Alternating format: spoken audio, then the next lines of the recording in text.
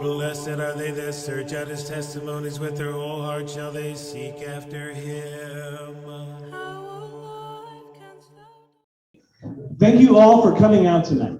This event is being sponsored by the Knights of Columbus, Chapter 12025, along with Sheepdog.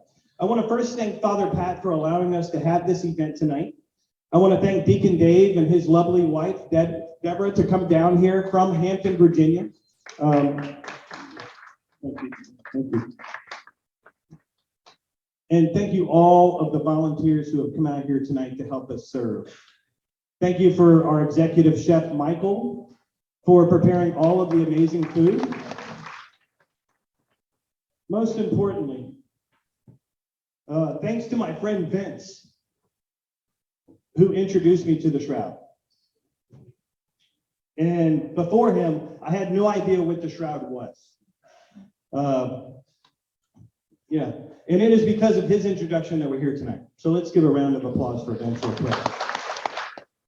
And lastly, all of you who have come to grow spiritually, mentally, emotionally, in whatever way you're seeking, I hope we can all open our hearts and minds and come away with impact from what we're about to hear. And now on to our guest speaker, Mr. Barry Schwartz. I was on the scientific team that investigated the Shroud of Turin in 1978. And with that in mind, the first question I typically get is, how did you get involved with that? So rather than waiting until the end when you ask the questions at the end of the presentation, I thought I'd share that part with you now. So I'm a professional photographer. I operated a photographic studio in Santa Barbara, California. And one of the projects I had was a 7-month photographic consulting project for Los Alamos National Laboratories with a local imaging scientist who was a contractor to Los Alamos. That was a 7-month project about atomic bombs, of course. And so I can't tell you much more about it. I can just say that at the end of 7 months, we completed the work. It was very technical, photographically technical. I was chosen to do the work because I had several darkrooms and was skilled in the darkroom work that was necessary. A few weeks after we finished that project, the same gentleman called me back again. His name was Don Devan. May he rest in peace. And Don said, and you know, when you're self-employed, the first thing you think about is when the phone rings is, well, perhaps this is the next project. Don Devan called me the second time, and I asked him if it was another project, and he said, not exactly. He said, what do you know about the Shroud of Turin? And I laughed. I said, but Don, I'm Jewish. And Don laughed and he said, so am I. Remember, Don and I were 2 of the 3 Jewish members on the Shroud of Turin research project. And so when he asked me if I wanted to join the team, initially I said no. I didn't feel it was appropriate for me to get involved with something outside of my expertise. And he assured me that this was about the image on the cloth and not necessarily about theology or religion. So I ultimately agreed to join the team, especially when he explained some technical details about the image that had just actually then not been discovered, but finally demonstrated to exist in the image of the shroud. Now, with that in mind, I'm going to try and share my screen and see if it works. So we'll start by saying, well, what is the Shroud of Turin? It's a 14.5-foot long, 3.5-foot wide sheet of linen that bears the image, ventral and dorsal, front and back, of a man who's been crucified, scourged with a Roman flagrum, beaten severely about the face, crowned with a cap or crown of thorns, speared in the side from the spear wound that is documented in the Gospels, and with wounds from the crucifixion nails in the hands and in the feet. Now, when the first photograph of the shroud was made in 1898 by Secondo Pia, an Italian lawyer who was an amateur photographer, professional photography in the 1890s was just starting to happen, and Pia was given permission to make the very first photographs of the shroud. And what you see on the shroud with a head-to-head image, this is how the cloth would have had to have wrapped the body for the image to be formed the way we see it on the cloth, with the ventral and dorsal images head-to-head on the cloth. Now, that first photograph made the shroud available for the first time outside of northern Italy, and people began to study it in earnest in those early 1900s. One of the proposed ideas that had no way to be tested at the time was that the shroud contained topographical or 3D information, depth information, but they had no way to prove that. Don Devan, the man who brought me on board the team in its earliest stages, was an imaging scientist, and he worked with a few of the guys who ultimately formed the STERP team, and they took the shroud image and they put it into a device called a VP8 image analyzer, which I'm going to show you in a minute. Remember, here's what it looks like to the naked eye, and then here's what it looks like on a photographic negative. So we can look at the shroud and see some of the information on it, and rather than make you crane your neck and look at it horizontally, the way it's publicly displayed, by the way, here it is in natural color on the left, in black and white negative view on the right, and we can go right down the list and see some of the things that are visible on the shroud, like the bloodstains from the cap or crown of thorns. You can see his face, and you can see very clearly that one of his cheeks is even more swollen than the other. His face is completely swollen and beaten probably from the night before in the Garden of Gethsemane. And at the bottom, we can see bloodstains from the crucifixion nails that went into the feet. By the way, we cannot tell from the shroud if it was one nail for each foot or one nail for both feet, the way Christian artists have depicted the crucifixion over the centuries. The only remains of crucifixion victims have been found. They've found 2 remains of crucifixion victims. The nail was still in their ankle, and it implied that they used one nail for each foot, but we can't tell that for certain from the shroud. So there have been claims of both, 2 nails or 1 nail. My answer has always been, what difference does it make? Look what they did. Continuing on to the dorsal view, you can see the back of the head. You can see the bloodstains from the crown or cap of thorns. You can see more creases in the cloth. Let me move this out of the way. You can see more creases in the cloth. You can see the bloodstains actually do cover the scalp, not just in a circle. It's very unlikely that the Roman soldiers who were doing the nasty deed of crucifying him would have stopped to take the time to weave a nice looking crown the way artists have depicted it. It's most likely they smashed a nasty thorn bush onto his head because he had proclaimed himself king of the Jews. They said, oh, really? Here's your crown. And it was just to humiliate him. On the back, you can see scourge wounds. And if you look closely, you'll see those scourge wounds run all the way down the body to the ankles. So, you know, what's interesting to me, I've dealt with a lot of skeptics and continue to do so over these years. The skeptics always say, well, this is just an artwork.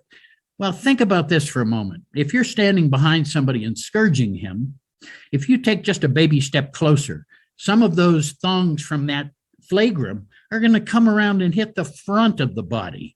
And I didn't show this to you, and I'm not going to back up to take my word for it. We have scourge wounds on the front of the man of the shroud, which is unlike any artistic interpretation of the tortures inflicted to Jesus. This is far more credible and forensically accurate than any of the depictions done over the centuries by religious artists, Christian artists. And again, this is far too accurate for any medieval artist, the way the skeptics always claim, to have depicted this. These blood flows determined by medical doctors and forensic pathologists, more than one of each, have determined these blood flows are natural, accurate blood flows. They are not painted on. These are blood flows that came from direct contact with the body. There's a darkroom technique called the photo relief or edge enhancement technique that an Italian photographer in Turin, who worked with the photographer who made the 1931 photographs of the shroud, Aldo Goreschi, he used and applied this technique to high quality images of the shroud. And because photographic film is not limited to an 8-bit grayscale, has a much broader range of grays between black and white, you get a much more refined image. Here you can clearly see the face, the swollen cheekbones, the hands, you can even see the fingers, you can see the knees and the feet and the back. You can see the back of the head, the shoulders, the buttocks, all the way down to the calves. And you can see that there is dimensional or topographic information that's encoded into the shroud's image. Now, I've been a professional photographer for over 50 years, and we can simulate depth in our photographs by using highlights and shadows, but no distance information is being recorded. Yet on the shroud, there is distance information, meaning there had to be some interaction between the cloth and the body it covered. His endoscopic camera could see a circular image about 10 centimeters in diameter. Well, how do you know what you're looking at from underneath when you're looking up above? And he got the idea to make a string grid of 10 centimeter squares that he could lay on the shroud, causing it no harm. And then when he turned on the focusing lamp underneath, now he could precisely determine exactly what his camera was going to see and could be sure of it from the top. Well, the other thing that happened is when he turned that light on, I immediately called for the room lights to be turned off. Here's the way it looked with the room lights on. That's a little weird effect when I switch between them. And what did we immediately learn? We learned that that's the forehead blood stain. And it's soaked into the cloth. So when you pass light through the cloth, there's added density where the blood has been added that adds density. And when you shine a light through it, transmit light through it, anything that's been added to the cloth, like paint or pigment or blood or water stains, would show up with transmitted light. Now, remember, the most predominant theory at this moment in history was that it was a painting. So when we saw this, Eric Jumper, one of the other co-founder of our team, came to me and he said, Barry, we want you to photograph the entire shroud with transmitted light. And they gave me a slot a day or so later in our 5-day event where I could photograph the entire shroud with transmitted light. Now, take a look. Here's the spear wound blood stain. Here's the blood stain in the arms, at the wrist. Here's some of the water stains. Here's blood stain at the feet. You can see the patches, the scorches, the burns. What don't you see? You don't see the image. And this is the first piece of scientific evidence that I can show you that proves nothing has been added to that piece of cloth to create that image. Nothing. And here's a reference. This is what we see on the shroud. My transmitted light, except maybe a little bit around the hair. The rest of it, the image is not visible because it doesn't penetrate. It only lives on the top few microns of the surface fibers of that cloth. No paint or pigment has been added, and no paint or pigment could be applied to create such a light image. The image on the shroud is simply discolored fibers, and it's the accumulation of those fibers in any given area that dictates how dark it appears to our eyes. It's like a halftone in a magazine. If you look at a magazine with a magnifying glass at a photograph, you'll see the lighter areas have fewer dots spread apart, and the darker areas have more dots closer together. And the yellowed fibers that form the image on the shroud, the higher concentration of those make what's visible to us on the shroud. And I'll show you some micrographs in a minute here. But as you can see, the image on the shroud, and here's our evidence. First piece of evidence, further, by the way, proved by the chemistry and by the spectral analyses and by the X-ray fluorescence. The shroud is not a painting, and anytime you hear somebody telling you that, you can smile and say that you have seen with your own eyes the evidence that proves that wrong. Now, I'm going to say one or two more things, if I might, because people have asked me, being Jewish, why am I involved with this? And of course, as I said earlier, considering it's a Jewish burial shroud of a Jewish man, why shouldn't I be involved? But the other thing is this. My whole purpose on this team wasn't just to make those photographs. My real purpose on this team was the educational process that I set in motion via the internet 27 years ago that makes all of this freely available, no advertising, no cookies, no trackers. If you go to shroud.com, you remain anonymous. We're a nonprofit. We do not monetize our visitors. We don't count clicks. We don't care about that. But what was my purpose in all this? Well, for years, I really had to struggle with that. But then I came to realize that the answer was obvious. Isn't it funny how God always seems to pick a Jew to be the messenger? I'm just the messenger, folks. Thank you very much. Now I'm going to have my friend Deacon Dave come up here from the St. Clair Retreat Center and tell us all what we can take from tonight, take into our houses with our families. Here he comes now. Let's give him a round of applause.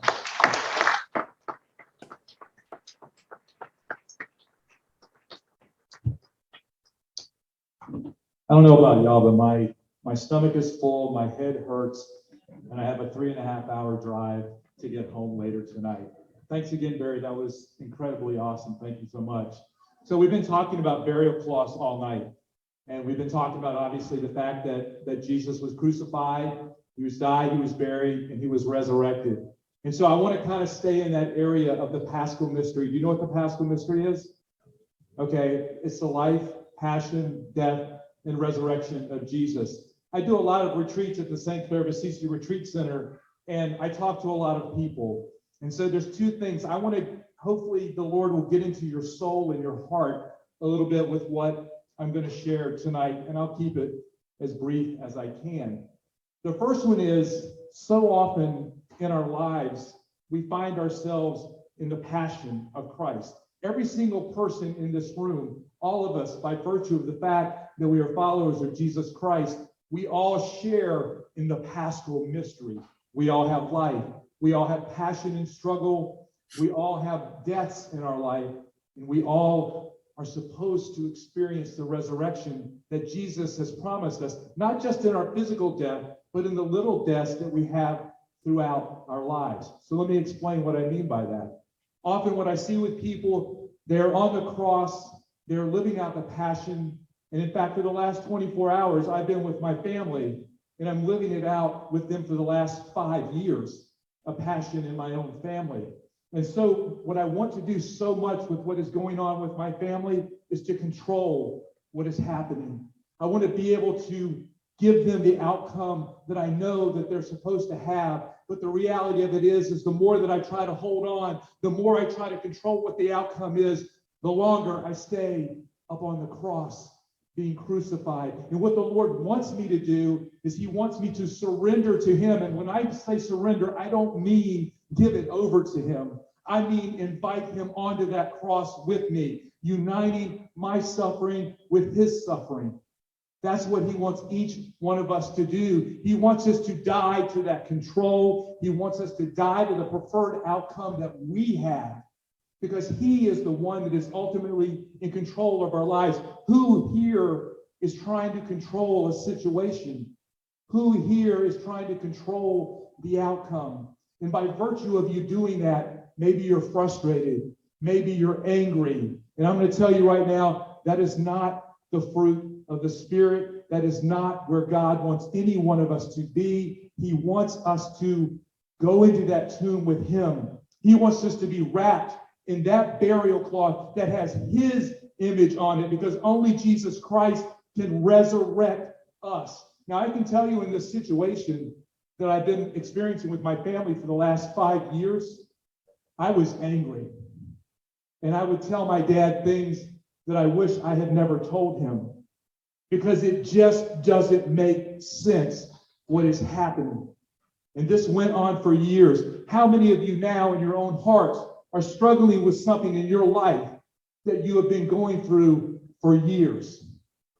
And it creates discontent and struggle in you. Once again, the Lord does not want that. And I am here to testify to each one of you tonight that he can overcome it. He can resurrect it. He can give you joy and peace in an area where you do not think it is possible. Now, the Lord does not promise that he's going to change the situation. The Lord does not promise that he's going to conform his will to my will.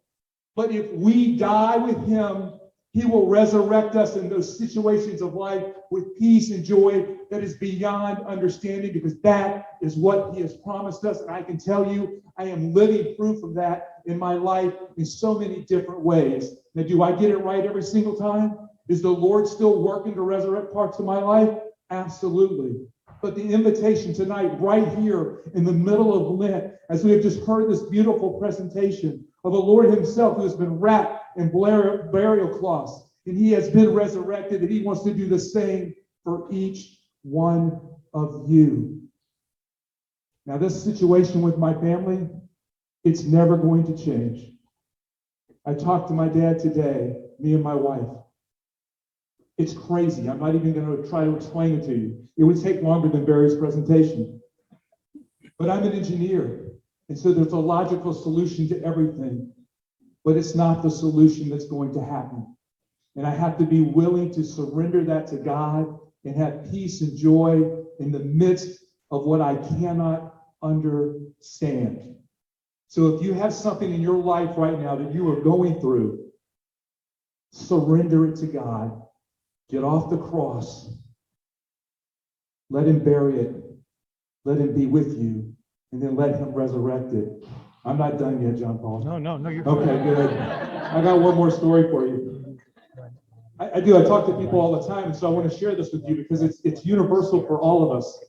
How many of you have thought that you have resolved a situation, that you have buried it, you've put it in the closet, it's done with, I'm never going to think about it again? Anybody know what I'm talking about? Yes, it's done. And then you hear something, or you see something, or you remember something, and all of that stuff comes back up again. It hasn't been healed.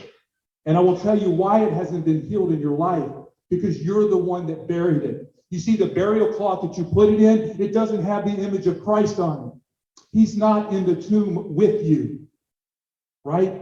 And so you, because you put it in the tomb on your own, it still comes up. It still has an effect. It has not been surrendered in your life. And the only way to overcome that is to invite Jesus himself into it, to allow him to come into that tomb, to wrap his image around you, and to resurrect you.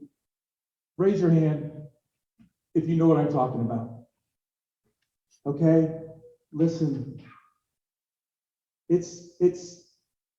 I talk to people all the time, and the pain and the hurt and what they're holding on to because they think they dealt with it, they haven't dealt with it. Okay? Find yourself a spiritual director. Find someone you trust. Spend more time in front of the Blessed Sacrament with Jesus, but allow him to enter into that tomb so that he can resurrect you, because only he can do it. This is what the Lord placed on my heart tonight to share with us. So as we enter into Holy Week, okay, spend time with the Lord and ask in those areas in your life where you are trying to control things, where you want your outcome, and then surrender them to him. And then ask him, Lord, reveal those places to me where I've buried things, but I haven't invited you into the tomb so that I can be truly resurrected. I'm done. John Paul, can you still hear me? Barry, hi. Hey, before I sign off, I just wanted to wish all of the folks a joyous Easter. Oh, thank you so much, Barry. Thank you very much. God bless you all. God bless you, sir. God bless you. All right, I'm out of here. Bye-bye. Okay, see you later, man.